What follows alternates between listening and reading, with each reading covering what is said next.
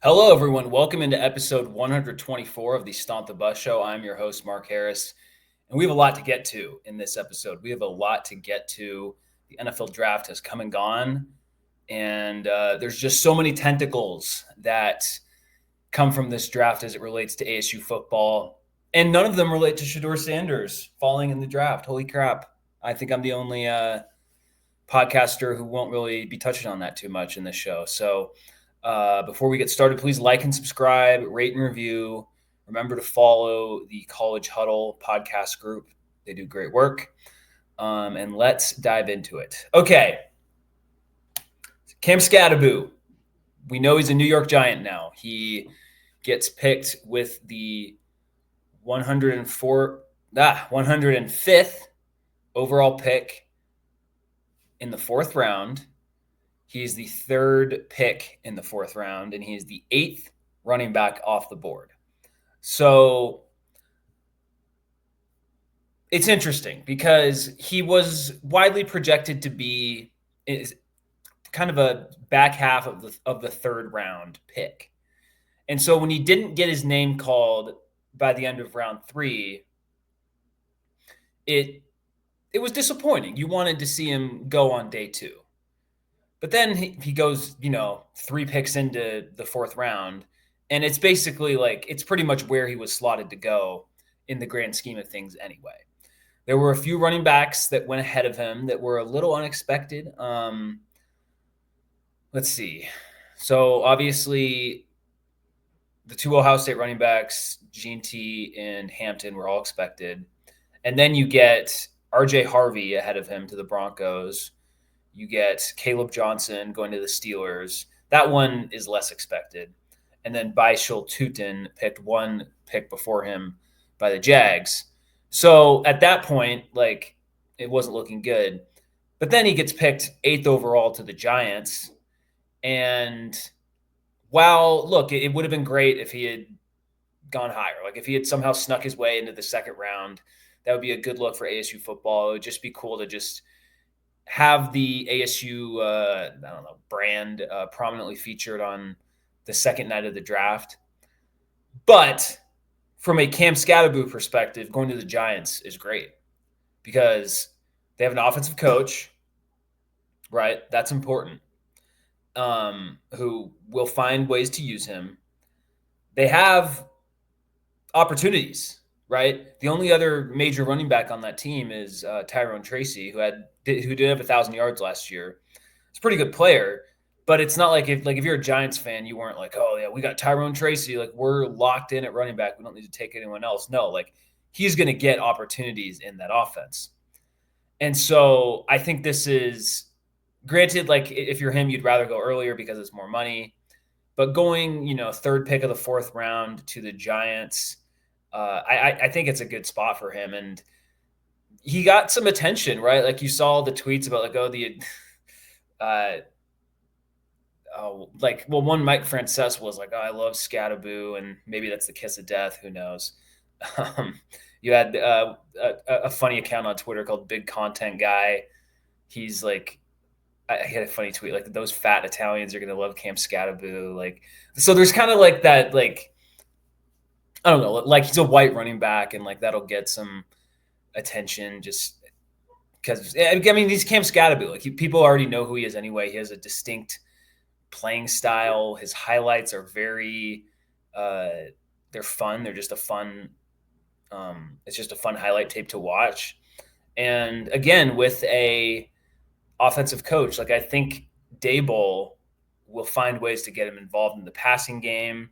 Will understand like the right like run calls to use for him, when to use Cam Skattebo, and so all of those work in his favor. So yeah, it stinks that he had to wait one extra day when it was fairly expected that he would go in the third round. But if you go, 3 picks into the fourth round, then it's not really some massive drop, right? So, still pretty much goes in the range of where most draft analysts expected. And now he embarks on this second chapter or not his second chapter, this next chapter of his football journey. And so he'll do it in the Big Apple. Another thing, like, he's going to get attention. Like, you're on the Giants, like that's going to bring extra attention than if he were drafted to the Jaguars or even like the Minnesota Vikings or whatever, like the Chargers, like any of these, run of the mill average NFL teams. No, he's going into the New York Giants. Okay. And so that's going to raise his profile. So don't have too much more to add about Skattebo. Just good to see his hard work paid off. He, him deciding to come back to ASU was a great decision for him because there's no way in God's green earth he was getting picked in the 4th round of last year's draft, right? Last year he'd be lucky to be a 7th rounder, like he was one of those type of players. So happy for him. And it's just, it's great to see an ASU player go off the board. He was the only ASU player drafted, which not really a surprise. It sounds worse than it really is because almost all of ASU's production is coming back. So if Jordan Tyson had declared for the draft and, Ben Coleman and maybe some other like Xavier Alford, if these players had declared for the draft and not gotten picked, then that would have been bad news for ASU, obviously, but they all came back. And so really the only, I said on the show, I wish Shamari Simmons, or I hope Shamari Simmons gets picked. He did not get selected. And so far he hasn't even gotten a call from an NFL team about being an undrafted free agent. So that, I'm not a draft expert. I'm not an NFL talent evaluator. I didn't compare him to all the other safeties. Maybe he's just smaller than a lot of safeties. Doesn't have the athletic measurables, all that stuff. So good luck to him. Maybe he finds a role in this Canadian Football League, one of the spring leagues. I don't know. But that's unfortunate for him. 2 guys from ASU did get invited to training camps, those being center Leif Fautanu to the Detroit Lions. And then that was pretty expected that he'd be a UDFA. And then Xavier Guillory to the Baltimore Ravens. That was a little bit surprising to me, but maybe it's more of just an athleticism play with him because Guillory is a good athlete. Put up some decent numbers at ASU's Pro Day. So, for those 2, that's kind of an expected result for them. And, hopefully they can stick on one of those rosters. There's plenty of undrafted free agents in the NFL that make it. So happy for them. And yeah, good stuff with ASU in the draft. Again, it wasn't going to be a bunch of guys called because so many guys returned. Now, another aspect of the draft was just how much the Big Ten and the SEC dominated the draft. This wasn't really surprising. One, they have more teams, right? So that obviously helps with putting a, high volume of players into the NFL. So I got this article from CBS Sports. Thank you, Robbie Callan, for getting this done because it goes through all sorts of it has it listed each school by player, which is very nice to see. That makes it very helpful. So SEC, Georgia has 13, Texas has 12 players. Those were 2nd and 3rd overall. 79 players. I think where the SEC really shines here is you got like LSU, Florida, South Carolina having 7, 7, and 5 picks. Like, that's impressive. And this is why I never get on, like, maybe the Big Ten was better than the SEC last year, but I think it's pretty clear that SEC is the best conference. It's just the argument isn't that it's the best conference. It's like how much of better is it than the other conferences. And so maybe it's pretty clear that quarterback play just really negatively affected the SEC last year. So anyway, Big Ten, 71 total picks. Ohio State almost tied the record with 14. I thought they would tie it. Their center didn't get drafted, ironically. So Oregon with 10 picks, and you got Michigan with 7, 3 in the first, or 4 in the first 2 rounds, 3 in the first round. Maryland with 6 picks. That is a weird one because they were not good last year, and it's not like they weren't good. Like they barely beat Virginia. That's kind of a weird. It does show that like it's an inexact. It doesn't 100% translate to team success. I mean, Penn State and UCLA each had exactly 5 picks. Like, like as an ASU fan, like in what world am I supposed to be jealous of what UCLA did last year? Like, give me a break.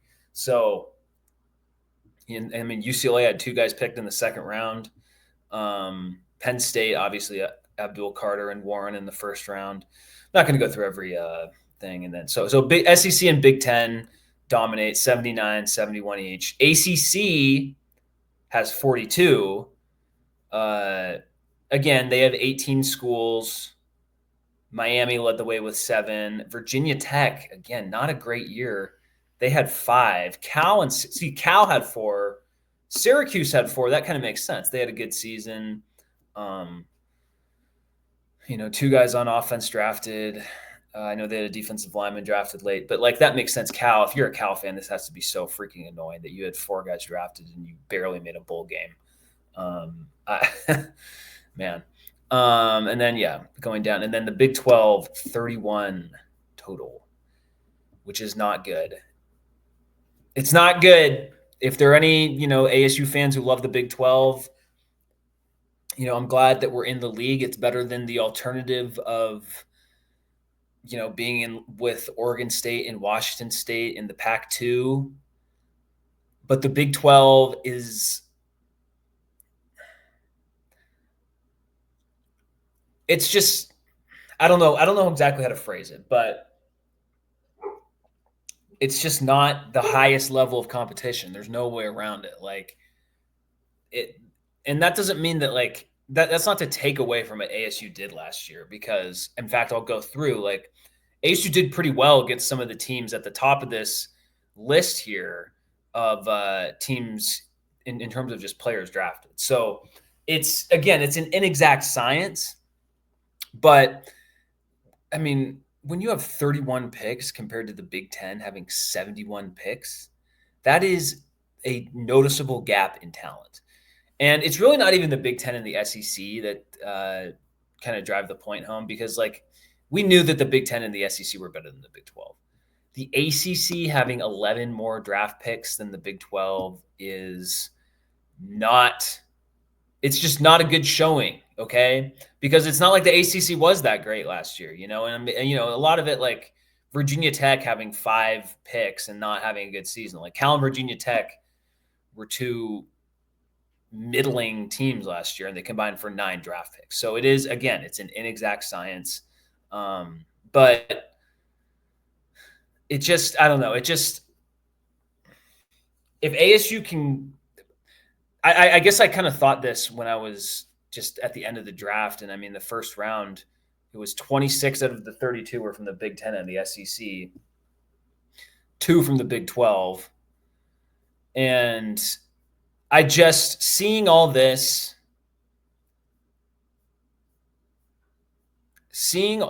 makes me think that ASU, whenever it gets the opportunity, for a Super League or a call up to the Big Ten or the SEC, it has to do it.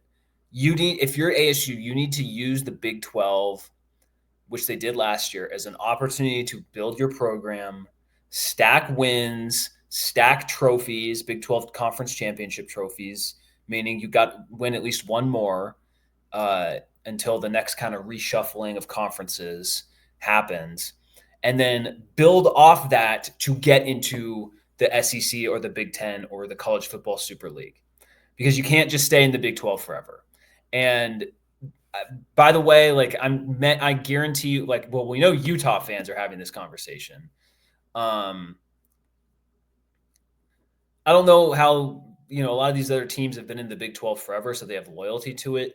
We as ASU fans, we don't have any loyalty to the Big 12, right? Like we are in the Big 12 by convenience and by circumstance. And that's not to say like it's been a bad move for ASU, but it's not like ASU joined they had to find a lifeboat, and that's what the Big 12 has been. It's been a lifeboat, but it hasn't been an upgrade, right?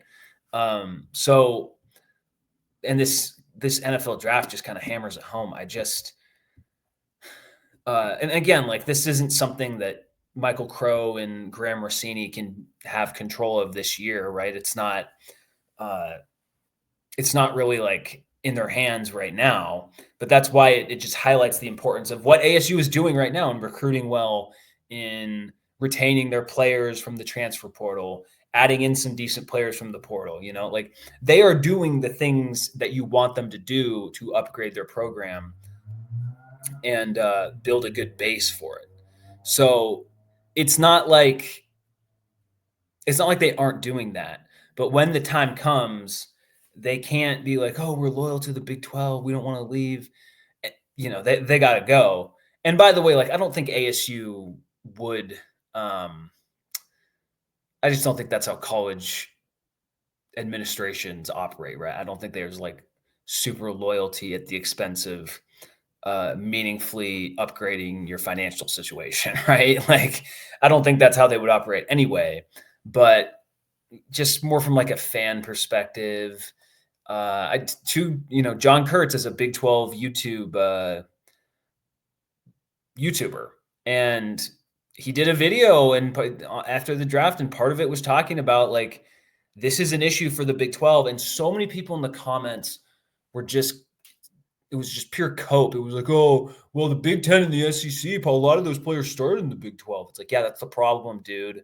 That's the problem. This is why, like, what happened at like the end of the Herm Edwards era and how that went down. Like that was more of a unique situation. But like ASU fans, like we don't claim Jaden Daniels in the sense of like he's a Sun Devil. Like no, like yes, he was here for 3 years. He got his degree here, but like he got drafted as an LSU Tiger. When they put on Sunday Night Football and they say which college you went to, he says LSU. So like that's just how it is. And you can try to rationalize it all you want. You can say, "Oh, it's because of the media. Oh, it's because of whatever." And actually, like we'll have a better draft next year and all this. And like that, honestly, like that's how I feel about ASU. Like ASU will have a better draft next year, right? Like there's a decent chance ASU sends Jordan Tyson and Sam Levitt into the first round, and maybe they have like 3 or 4 more players drafted after those two, right? And they have a good showing with 6 players drafted. Like that would be great. Like I think there's a possibility of that happening, but they would lead the Big 12, and you're going to have some other schools regress. Like U of A had 4 players drafted. That's just remnants of the Jed Fish era, and one of those players drafted was a kicker. Another was a 7th round running back who like had some weird eligibility stuff and wasn't able to play for them last year. So the two guys early, Tetero McMillan and Jonas Savanea, those guys were picked, or those guys were remnants of the Jed Fish era. Guess what? When Ephesians Prysock and Takario Davis are drafted, potentially in the first 3 rounds of next year's draft from University of Washington, they're not going to count them as Arizona Wildcats. They're going to count them as Washington Huskies, and it won't count for the Big 12. So this is an issue, okay? And it's why, like, I think that ASU is, I don't want to say immune from this issue, but with how they are recruiting, with how next year's draft will likely play out for them, it's a good place to be. But just from the league as a whole, like, I just don't want to hear. I just don't like hearing from some fans, or just seeing, I guess not hearing, but like seeing on social media, some Big 12 fans be like, "Oh, it's actually like it's this reason, instead of just like looking the reality in the face. Because again, it's one thing for the Big 10 and the SEC to dominate this. We know they have the biggest brands, but like the ACC has 11 more players drafted than the Big 12. If those same Big 12 fans would be totally being like, see, we had 11 players drafted more than the ACC if the situations were reversed. So it's a theme to keep an eye on. And I've been perusing way too early mock drafts. First of all, not all of them have Sam Levitt in the first round. It's like some of them do, but he's more kind of in the background. It's like half have Sam Levitt in the first round, half don't. And then Jordan Tyson is like, I'd say like 75% of the time he's a first rounder. So, and then you have there's a Utah offensive lineman, Spencer Fano. So, but that's probably like means the best case scenario is the Big 12 has 4 players drafted in the first round next year, which isn't that great. You know, it's fine, but it's not that great. So that's just one thought I had when kind of consuming all the draft stuff. Again, like ASU having 1 pick, like it looks bad, but when you return your entire offensive line, you return 10 of 11 defensive starters, you return your quarterback, tight end, wide receiver, your best wide receiver, you know, like it sets you up to be in a good position to have a better draft in 2026. So it's kind of weird to balance that for me, like kind of dumping on the Big 12, but also at the same time being like, but ASU is in a good position, but like that's just how it lines up. And I mean, I'll say like Baylor didn't have any players drafted, but they went 8-4. They have some, decent offensive guys, and there'll probably be someone on their defense, and they have Sawyer Robertson. Like they'll be in a better position to have a good draft next year than they were this year. So again, the draft doesn't like totally tell the whole story, but from once you add everything up, it does tell the whole story kind of deal, right? It doesn't tell the whole story for every school, but it tells the story of a conference. So, yeah, speaking of way too early mock drafts, I'm going to switch over to the PFF mock draft of 2026. Again, this is a way too early mock draft. This can completely change. We all know. So I'm not going to go through every pick. Arch Manning's very high. Sam Levitt, they have him going 8th overall to the Colts. And then they have Jordan Tyson going to Cleveland with the 10th overall pick. So again, this is just one of the way too early mock drafts. And I just think it's good to see those guys getting some pub. So let's share this tab instead. I do want to touch on how ASU did against the team, like how ASU did in last year's schedule against the teams based on how many players those teams had drafted. Because when you hear me, I guess criticize the Big 12 for not having that many draft picks, you'll find that when you go through ASU's schedule last year, like the number of draft picks played didn't really have an effect on how the game went other than Texas at the end of the year. And that makes sense because Texas had 12 draft picks, right? So obviously like they're going to have a good draft next year as well. Like they just have a loaded roster. By the way, that game was a coin flip game, right? And it went to double overtime for Pete's sake. So it's not like ASU completely held its own against a Texas team with 12 players drafted. We'll have another good draft the next year as well. So let's get that one out of the way. Wyoming did not have any players drafted. I believe Mississippi State did not have any players drafted. It was only, which if you watch that game, you could kind of see why. Final score was a little deceiving there. But ASU built a giant lead really early on. So they had no players drafted. Texas State, no players drafted for them either. I thought they might have gotten one player selected. I feel like that team that they played but again, like it speaks to how ASU season last year, like the team that we saw in September and the first half of October was not the same team we saw in late November or in November at all, for that matter. So Texas State, but that's why it was, again, those wins count the same. Like, that's why it was big to get those wins early to give themselves some cushion. Texas Tech, 2 players drafted. They're running back, and they had an offensive lineman who was picked. No Jalen Conyers. I was surprised about that. But like next year, Texas Tech will have a lot more players drafted because just of how much they've dumped into the portal. So, but that was a loss for ASU. And then Kansas, they had 2 players drafted. Utah, only 1 player drafted. I don't know who kind of fell through the cracks for them. And their one player was like a athletic tight end guy who used to play basketball. So interesting how that shook out for them. Then Cincinnati had 1 player drafted, a late offensive lineman. Again, that game for ASU a little different because backup quarterback playing, but still. Then ASU has a bye. And then Oklahoma State, which crazy to me, they had 4 players drafted. ASU completely blew the doors off that Oklahoma State team. And this is a pattern you'll see.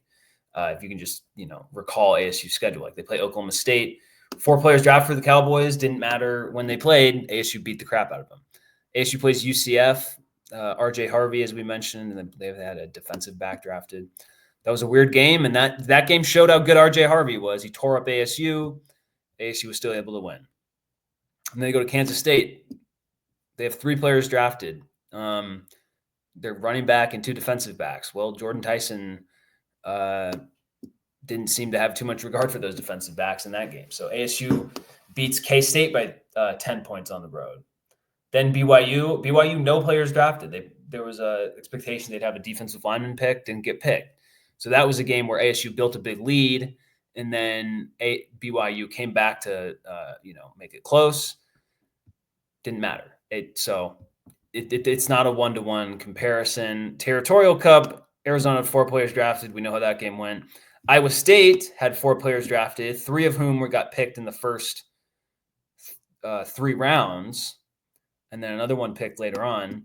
ASU beat the tar out of Iowa State for the Big 12 championship. So while, it wasn't the most impressive draft, or the Big 12 as a whole didn't have the most impressive draft, ASU played its best against the teams that had the most draft picks, which is just kind of a weird scheduling quirk, I guess. It's interesting how that played out. So it's something to, I don't know. I don't really know what it means because like some of those teams were clearly just like Oklahoma State and Arizona were just bad teams, but they just had enough residual talent that NFL evaluators liked, and it just kind of worked out for them. But just kind of something I wanted to share. So I mentioned Jordan Tyson and Sam Levitt getting NFL buzz. We know that, and we know that they're getting first-round buzz. But Chris Cartman from Sun Devil Source, he had an interesting tweet this weekend about this is his words and that I'm showing on YouTube. Sun Devil Source publisher Chris Cartman. Will an ASU senior with NFL draft upside make a Cam Skattebo-like jump? He lists Clayton Smith, Jordan Crook, Keyshawn Elliott, Miles Rouser, Prince Dorba, Justin Watley, Jacob Kongaika, Elijah O'Neal, Shimon Mateo, Maxi Iheanacho, Ben Coleman, Malik McClain, Kyle Scott, Josh Atkins, and Cameron Harpel. So it'll be interesting to see if someone does. One name that I'm going to highlight already is offensive tackle Max Iheanacho. He was actually, I saw on the Draft Network way too early, they had him as a first-round pick. So he is at least on the radar of NFL talent evaluators. So if he's on the radar right now, then it's probably a good chance that he at least gets drafted in one of the 7 rounds of next year's draft. So that's a pretty good third right there. Cartman doesn't list Xavier Alford Jr. in eligibility, and in his words, an obvious NFL draft candidate when he decides to go. So by that metric, by that opinion, he thinks that Alford is a clear NFL draft player. So that's the potential for 4 ASU players. Then you get into some interesting, like some of these guys I don't like. I'll just go Harpole, no.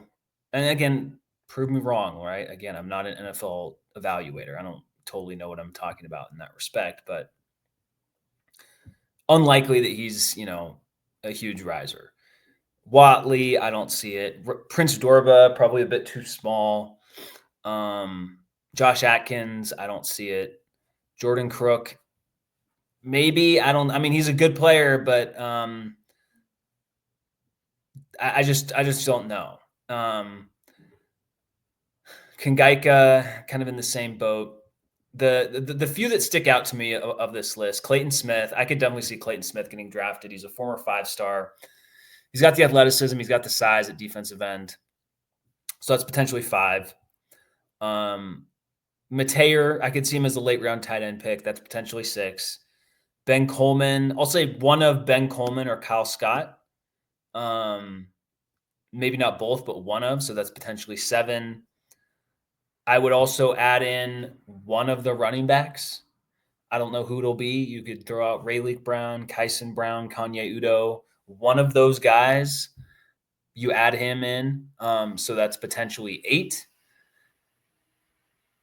That would be a really good draft, right? Like I don't know what's the most players ASU's had after a single season, but this upcoming year, this 2026 NFL draft has the chance to be very special for ASU. And then Keyshawn Elliott has a potential as well. So off the top of my head, this is not like a guarantee or anything. Like this is just kind of forecasting ahead.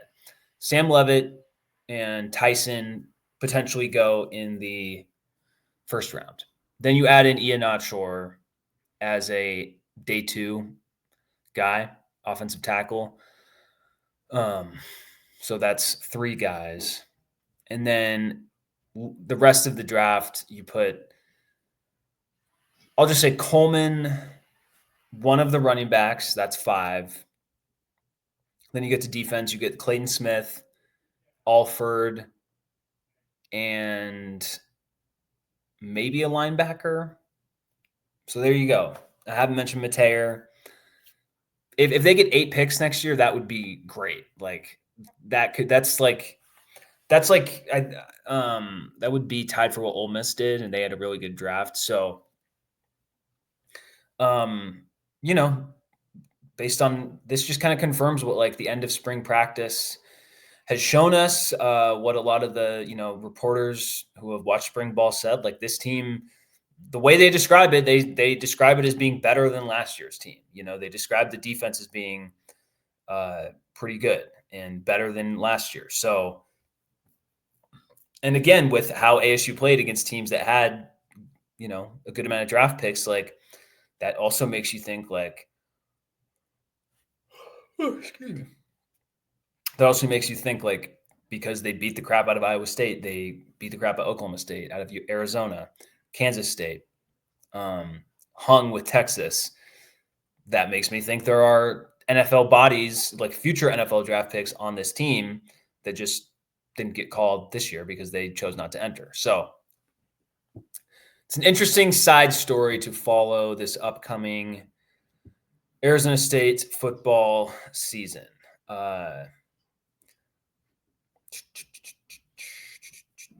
Okay. Let's switch over to recruiting. ASU is up to number 11 in the 24/7 Sports recruiting rankings. Obviously, we talked about them dropping tight end Israel Briggs last week following his trip to Michigan. They add a 4-star wide receiver in Nayland Scott from Georgia on Monday, the 28th. And then on Sunday, they add a high 3-star running back, Carde Mack from the Houston area. Earlier today, on Tuesday, they added linebacker Oscar Aguilar from Southern California.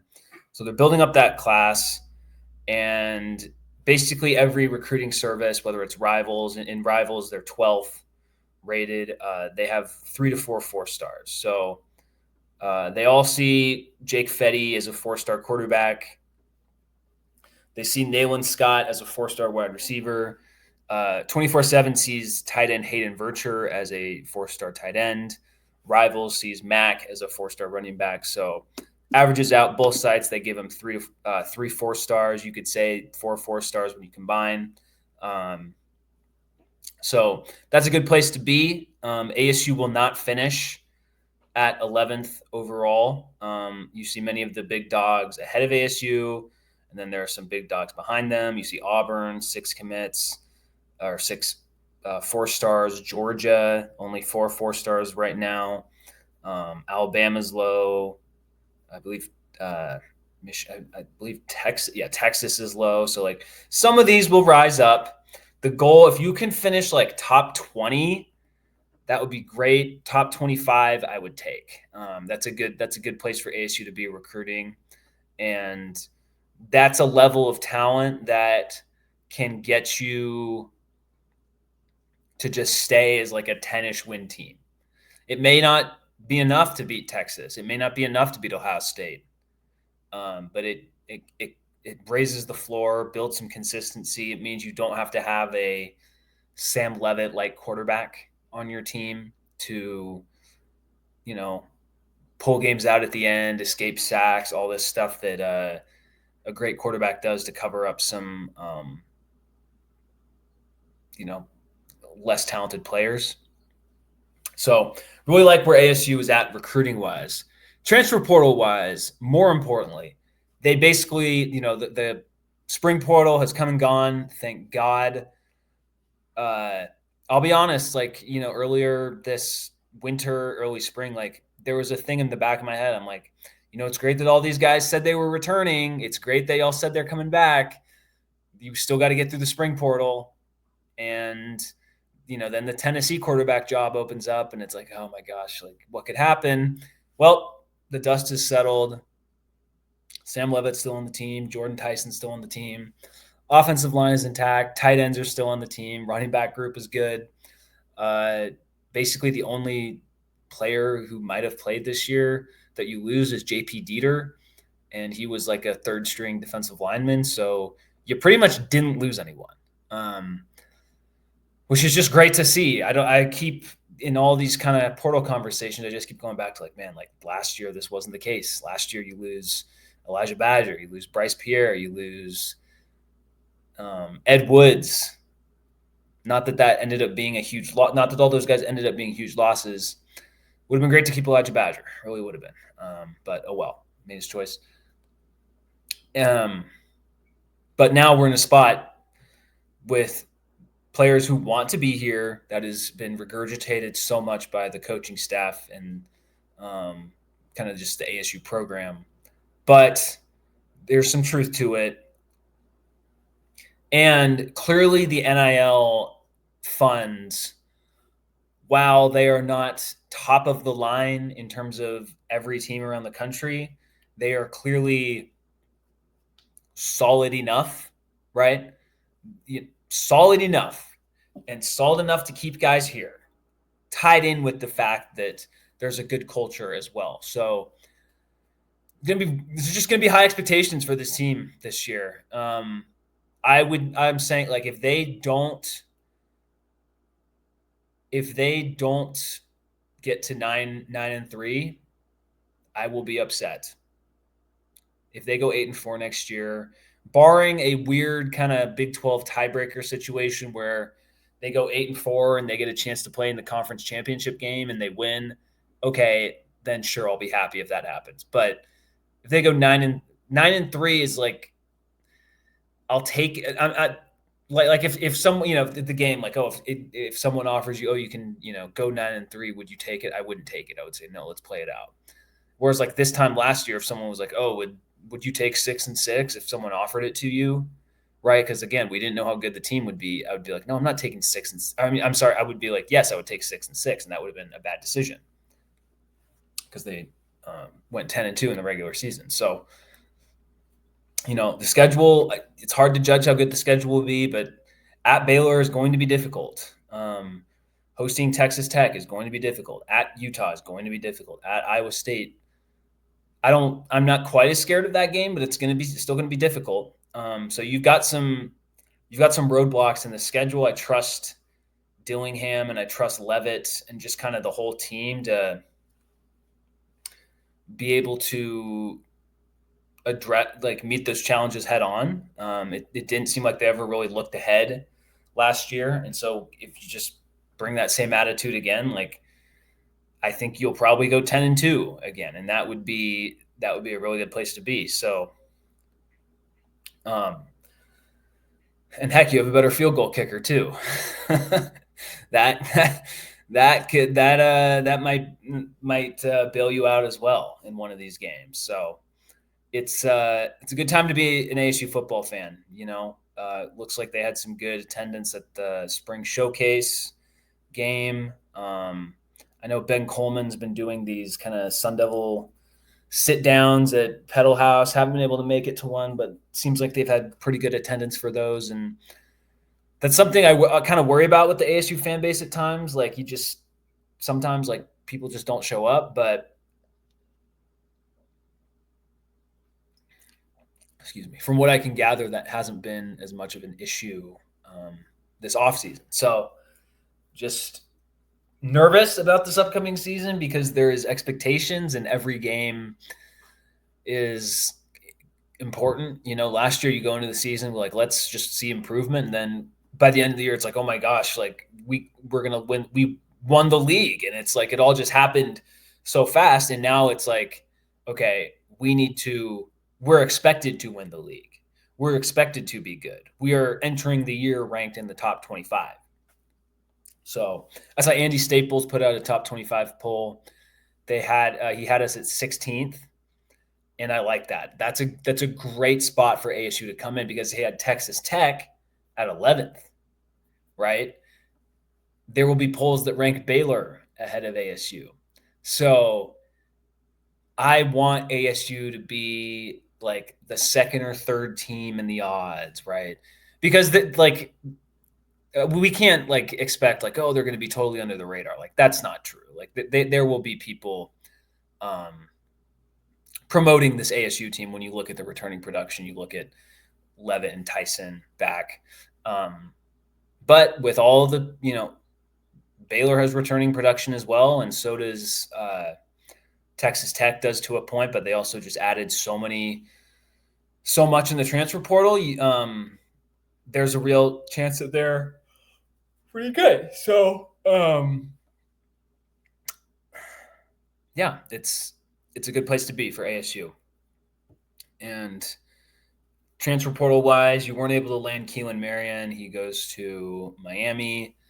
Jonte Cook is reported to go to Syracuse. So they probably will add a wide receiver. It'll be interesting to see who that ends up being. They did add 2 offensive linemen who are on Iowa State. Both have 4 years of eligibility, so you can look for those guys to maybe gain some traction in coming seasons. And then they added a corner, Maurice Williams Jr. from Houston. I didn't know. I'm sorry, a defensive back, I should say, from Houston. I didn't know who he was. I don't know who most of these players are that we get in the portal. But when he left Houston, I looked at some of the replies to the tweets, and the Houston fans were not thrilled about it. So that's a good sign, right? They were upset that he left, and that should bode well for ASU. I don't know how much he'll contribute this year, but if you rotate him in with Rouser and Alford, I'm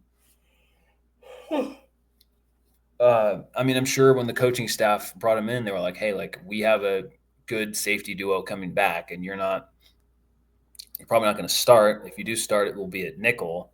And he knew that going in. So it's a good sign for ASU that he seems to be comfortable with his role.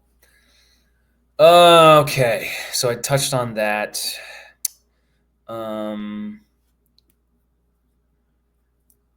touched on the recruiting. Okay, I want to get to some comments from, kind of just go over some of these comments from Graham Rossini at the spring game. They were more big picture stuff.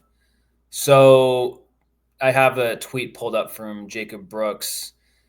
Whatever. I mean, it's basically it's him praising Brett Yormark for representing the Big 12 at the conference, the college football playoff negotiation meetings. Basically, the quote is the Big 12 should be on a level playing field with the other four conferences. Commissioner Yormark is big on we're not second fiddle to the Big 10 or SEC. Yormark can say that all he wants. The Big 12 is second fiddle to those leagues. Like it's there is no one outside of the Big 12 who thinks that the conference is equal to the Big 10 and the SEC. But for Yormark, like if you're the conference commissioner, you can't have that mindset. So I like that he's having a good negotiating presence there. Some other things that he said: 6,000 new season ticket holders for football. That is an enormous amount for a stadium that seats like 52,000 people. That's probably not 6,000 new people coming to the game that weren't there last year. Like I'm sure many of those people went to games, last year. But I bet a lot of them didn't start coming to the games until like the back end of the year when ASU proved that it was a good team. Look at that, my old tweet from a year ago, talking about the Graham Rossini Hiner. I just typed his name. So that's just great to see. I mean, just fantastic to see 6,000 new season tickets. Some of the games last year, the crowd was not great. Like the UCF game, that was a pretty bad crowd for where ASU was overall that season. And I think part of it was because they were playing UCF.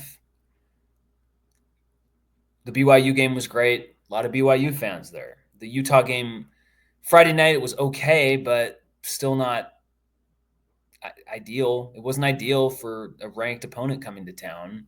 Kansas was a good showing. Wyoming, I wasn't, whatever, that was fine. And then Mississippi State, meh. So like a lot of the attendance last year, like it was decent, but it wasn't like, oh my gosh, like we're really, filling this place to the rim. So it looks like that'll be less of an issue this year. Because I mean, the UCF game, like that was after they had beaten Oklahoma State. And so where would that put them in the standings? Because 3 of their final 4 games.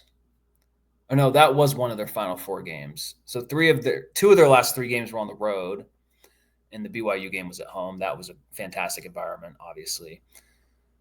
That would have put ASU entered 9-2. So they entered that game at 6-2 after a dominant win over Oklahoma State on the road. That's why in the back of my head and the pit of my stomach, like I don't always trust the ASU fan base to show up because of that UCF game. And part of it was because it was UCF. There's no way I'm sure for a lot of our fan base, they didn't know that ASU was in the same league as UCF. And they thought why are we playing a group of 5 team? I understand that to a point, but ASU, this wasn't a 4-4 ASU team. This was 6-2, and their losses were both on the road to decent teams at the time. So, but whatever, I'm picking nits. It's less of an issue because you just got 6,000 new season ticket holders. So that's awesome. It also shows that and I heard this from one of Brad Sesmat's podcasts last year.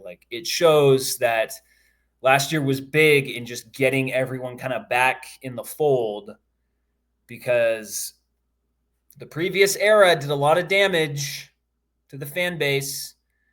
Fan base did not react well to the previous era, especially the end of it. And that's why there are the possibility to gain 6,000 new season ticket holders, right? Like ASU, if ASU has a good season this next year, let's just say it repeats, has exactly the same season based on wins and losses as it did um, in 2024, then there won't be there won't be space for 6,000 new season ticket holders. It would maybe be like 1,000, if that. So, um, it does show that number really does show like where the kind of transformation this program has gone through. Two more comments from Rossini. You'll see on the screen another kind of tease at renovation for Desert Financial Arena, which is going to happen in the announcement will be in the summer. And then this is pretty interesting, and it kind of goes into the news of ASU kind of the school kind of assuming all of the debt from the athletic department and how the athletic department is kind of being folded in with the school. Quote from Graham Rossini. It's not a quote, but he basically says they're adding 200. Okay, here it is. This is from Jacob Brooks. We're adding 225 scholarships. We're trying to go in the opposite direction. This is a moment to resource them, to get them ahead and to stay ahead. And this was a question about a lot of schools around the country cutting Olympic sports because ASU has assumed the athletic department into the bigger body of the school. They just have way more money to work with. And it's because, Michael Crow, for better or worse, like he really cares about Olympic sports. And this allows, 225 more scholarships is insane. That's a lot. That's a lot of money to allocate for sports that do not make the school that much money, right? Like that's just true. So it seems like football is being properly resourced, right? Which is the most important thing. Maybe some people will say basketball isn't being totally resourced. I totally get that.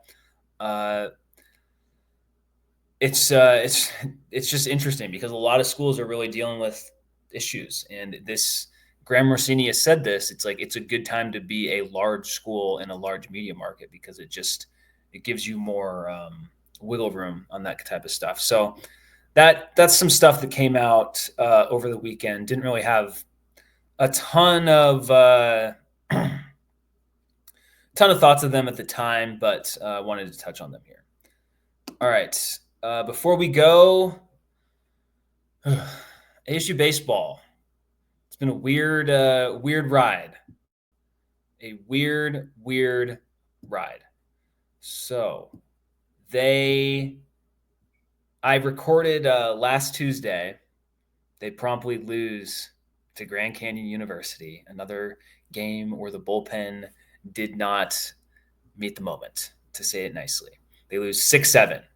Then they beat BYU 8-3, beat BYU 12-4, and beat BYU 16-6 in 8 innings. They hit 8 home runs in the first 2 innings of that game on Saturday. And it puts ASU at 4th, tied for 4th in the Big 12. They should probably be ahead of TCU in the Big 12 because they beat TCU head-to-head earlier this season. Doesn't really change their lot in life in terms of the NCAA baseball tournament. They're still a 3 seed. They're one of the last teams to get into the field. That's not a good sign. They can't have many more slip-ups down the road. They really can't. They play Long Beach State on Tuesday night and on Wednesday night. Probably got to win both those games. I don't know how good exactly Long Beach State is, but you probably got to win both those games. Then You're at Baylor for 3 games. Baylor is not very good. They're 9-12 in the Big 12, 27-16 overall. So a better overall record than Big 12 record. That is something to keep an eye on. You got to win 2 or 3 at Baylor this upcoming weekend. Next weekend, they get some time off. They get 5 full days off. They host the Houston Cougars on the 9th, the 10th, and the 11th. Houston is also bad. They are 7-13 in Big 12, 23-20 overall. You probably have to sweep Houston next weekend. You play GCU again, and then you close out the regular season with a 3-game series at Oklahoma State.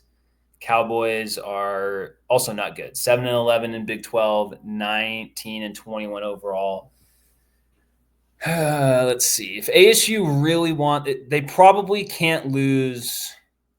Let's see. They have 9, 10, 12 games.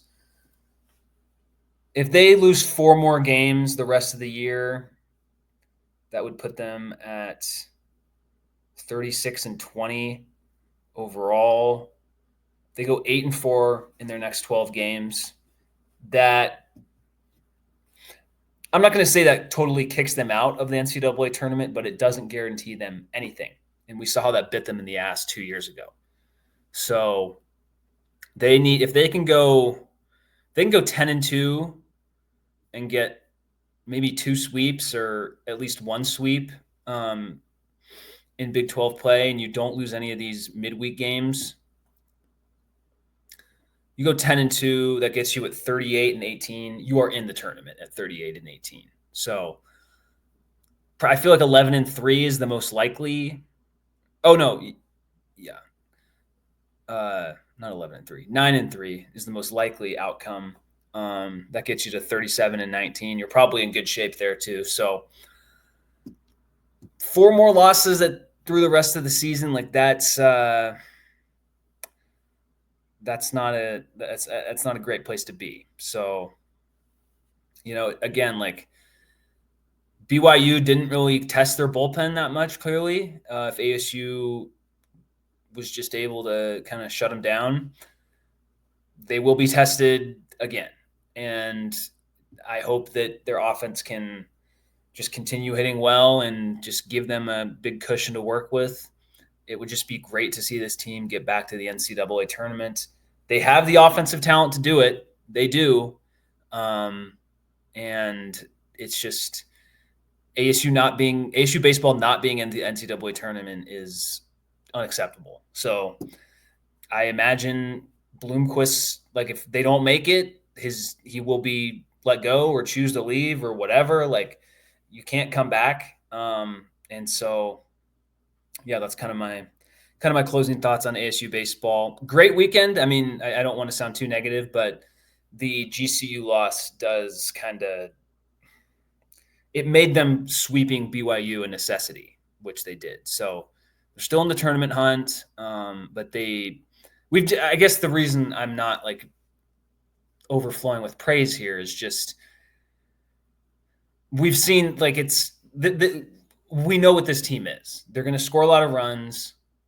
And they're going to give up. Their starting pitching might not give up a lot of runs, but the bullpen is unreliable. And so it's hopefully you can just get through the rest of the regular season without that totally biting you in the ass. Set yourself up you have a chance to be the number 2 seed in the Big 12 tournament, right? That is a very realistic possibility. Kansas is 15-6. You're 14-7 in league play. And you don't have great teams on your schedule. You can, enter as the second best team in the Big 12 baseball standings. That's a good outcome for this season. So, you still have time to get things turned around, but you can't keep losing these midweek games. I mean, you lose to GCU, you lost at Purdue, the series at Cincinnati was bad. There's a lot of examples, losing to UNLV 6-11 in March. Those pile up, and those those hurt you at the end of the year. So, but keep it going, ASU baseball. Keep it up like you did against BYU. All right. Thank you for watching. Thank you for listening. Please like and subscribe on your podcast. Please like and subscribe on YouTube. Rate and review on your podcast platform of choice. And as always, go Sun Devils.